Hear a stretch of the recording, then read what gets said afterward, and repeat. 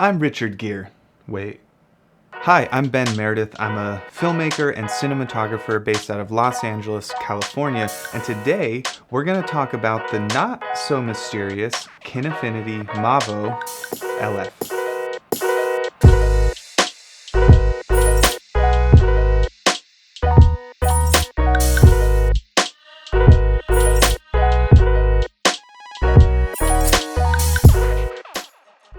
I say not so mysterious because in the past, Kinefinity has always kind of been the trade show underdog. They always have a line of cameras out and they're pretty interesting. They're very heavy on specs, but they don't make their way around that much, so people are still kind of curious. Not so much anymore.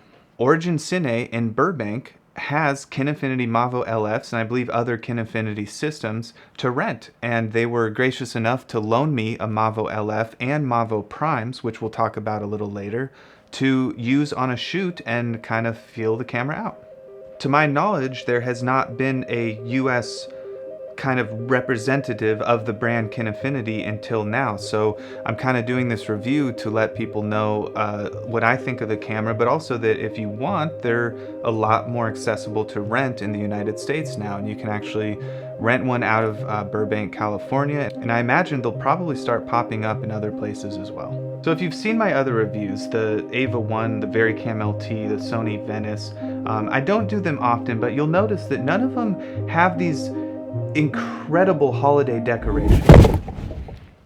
None of them have these incredible holiday decorations. I mean, these took me 9.5 hours to put up. So I hope you guys like them. My other reviews tend to go pretty in-depth. They're kind of lengthy. In this review, that is not the case. I only had the camera for one day, and I was actually using it on a proper shoot. We had a shot list and a location, and our setups were all scheduled out.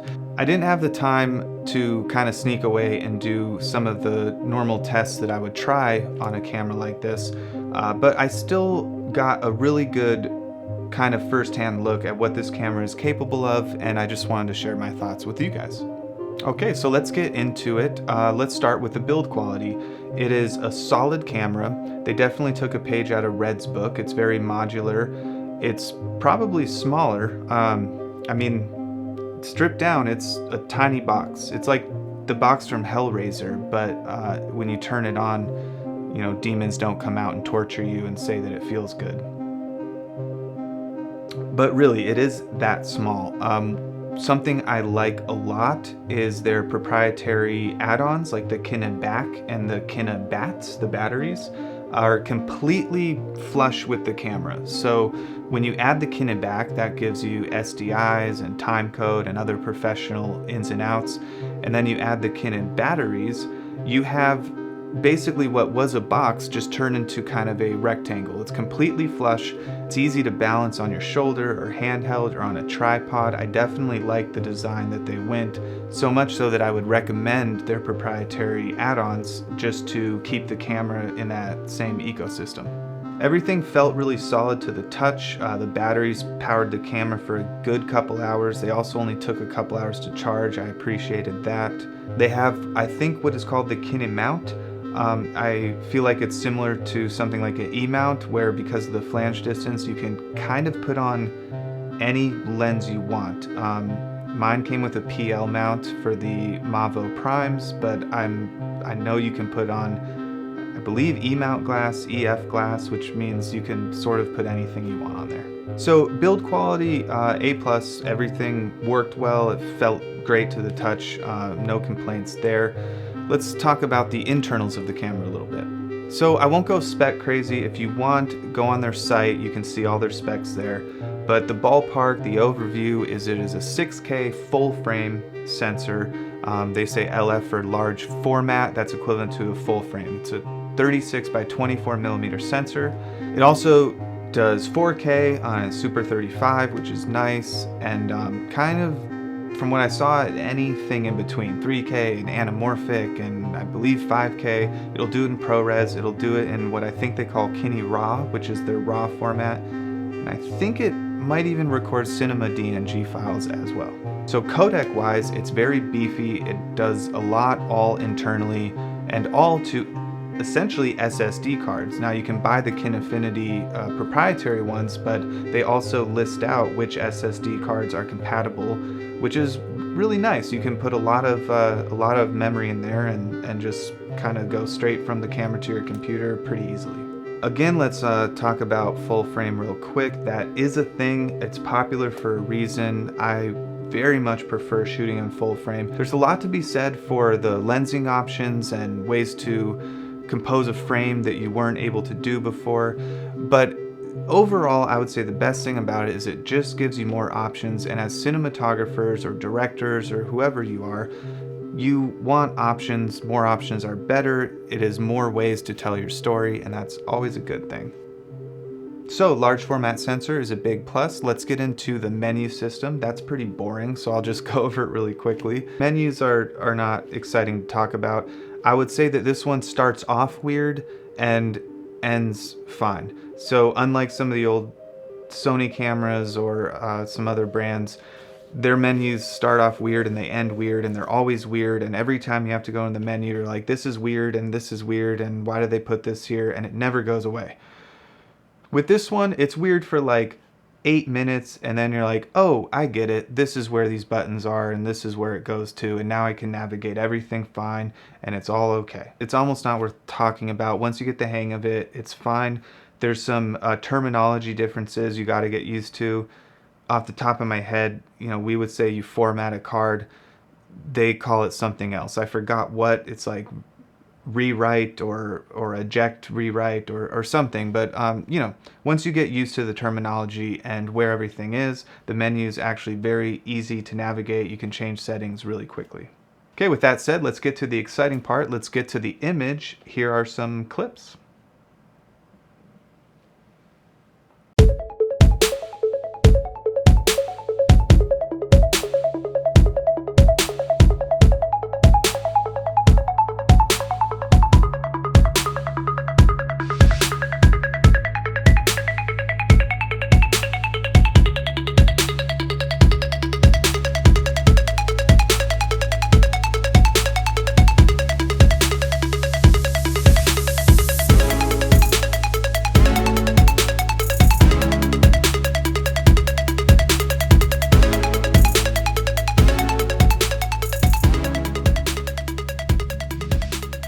Okay, so there were some clips. That was actually from a trailer, kind of a proof of concept for an Event Horizon fan film that my brother and I are producing. So, side note, if you're into horror and if you're into space horror and cosmic horror, be on the lookout for that.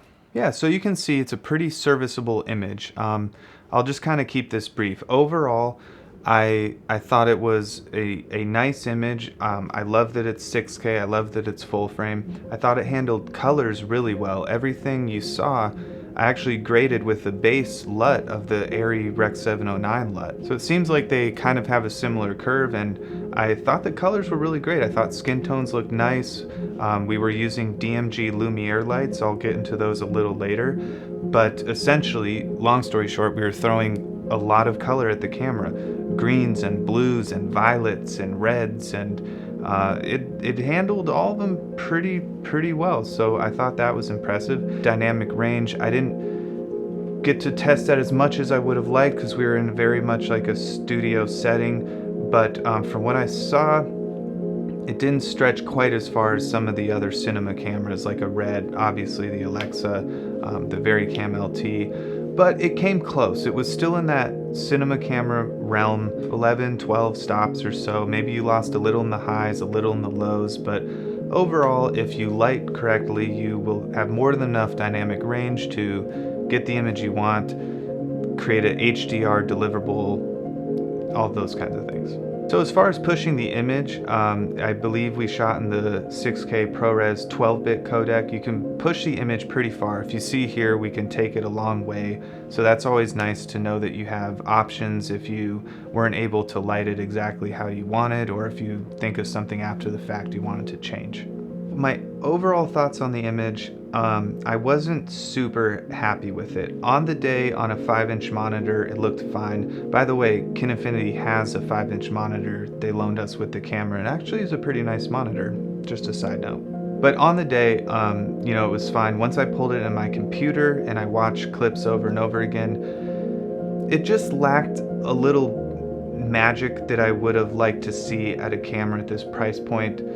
It could have been the lenses as well, which I'll get into next. Even though the colors were nice and the skin tones were nice, there was something a little plasticky or digital about the image. It just didn't really have quite the cinematic or filmic quality that I normally like to see when I use a camera.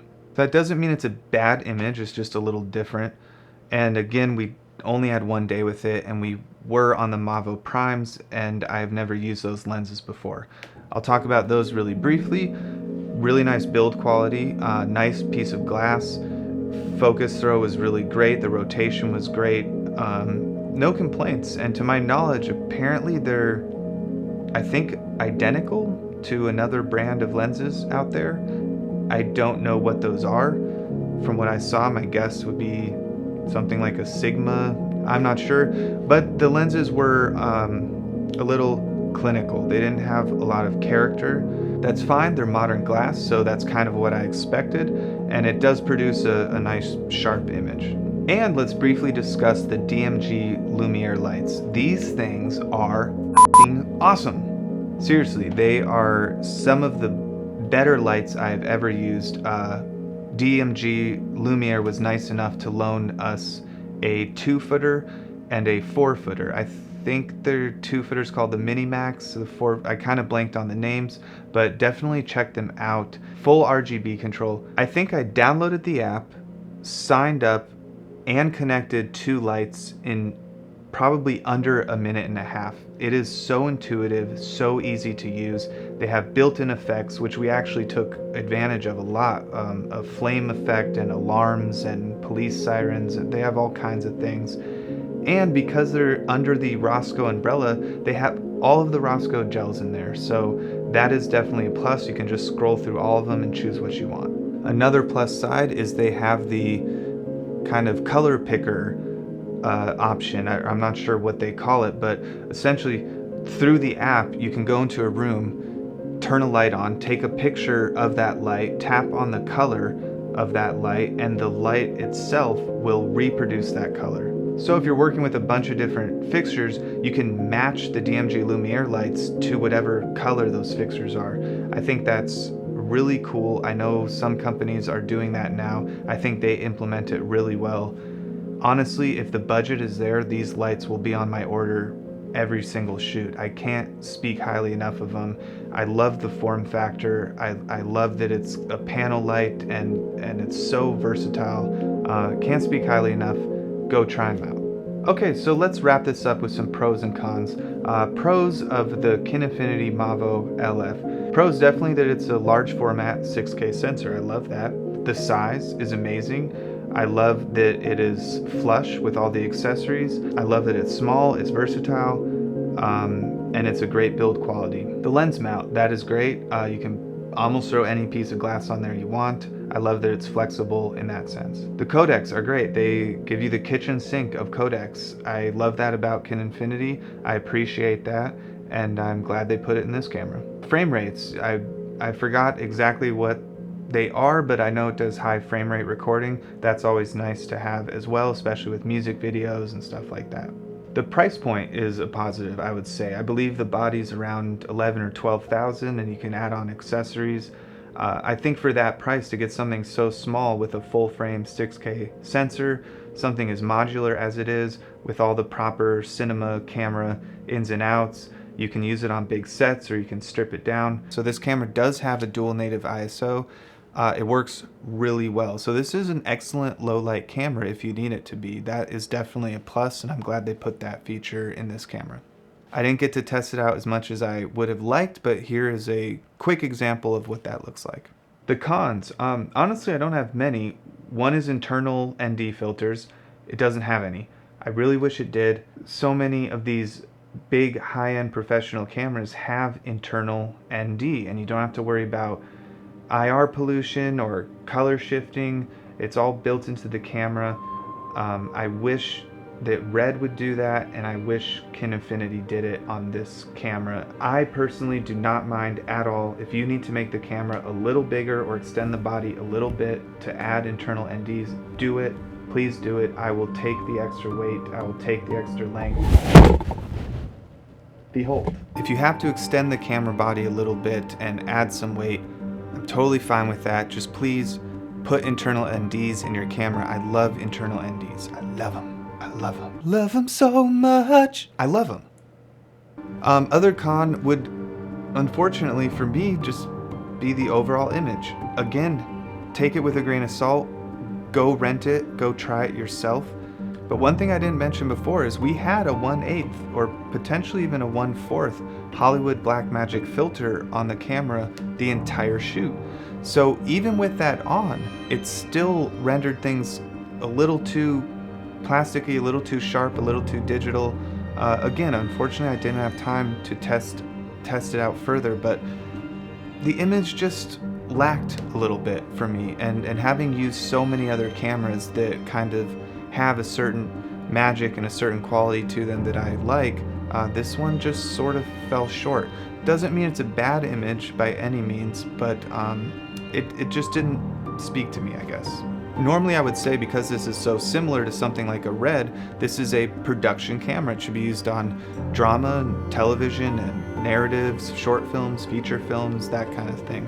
But because it is so small, and because to my knowledge they offer a side grip that also powers the camera and you just hold it on the side, you're literally talking about something smaller than a football that you can take around anywhere you want. And the fact that you can kind of throw whatever lenses you want on it as well, you can keep this camera extremely tiny. Because of that, I think it actually would work nicely for documentaries and weddings or events and different things like that. Is it for me? No. I am happy I rented it. I'm happy I tried it out. It is a nice system, but even at that price point, there's things like the Sony FX9 coming up that seem to offer a little bit more. And then if you don't need the full frame, there's still cameras like the Ava 1 that, in my opinion, for that price, packs such a powerful cinematic rich image, and it's not that much bigger than a DSLR. I think there's a lot of options out there to try.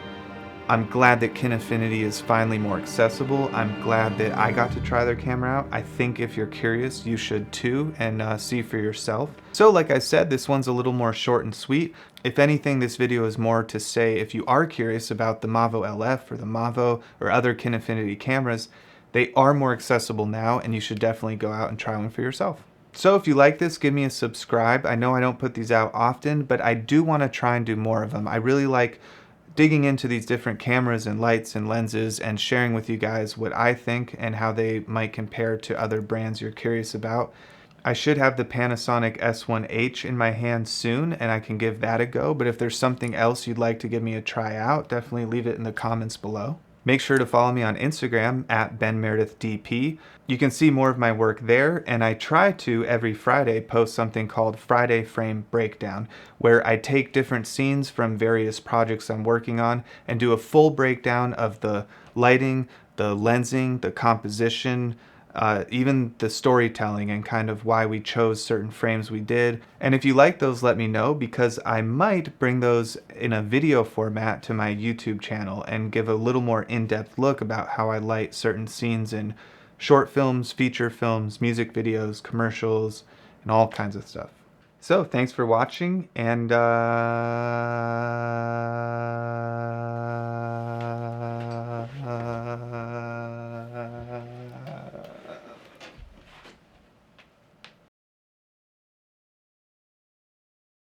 by the way, this is the eye detection autofocus on the FujiFilm X-T3, and it's very good.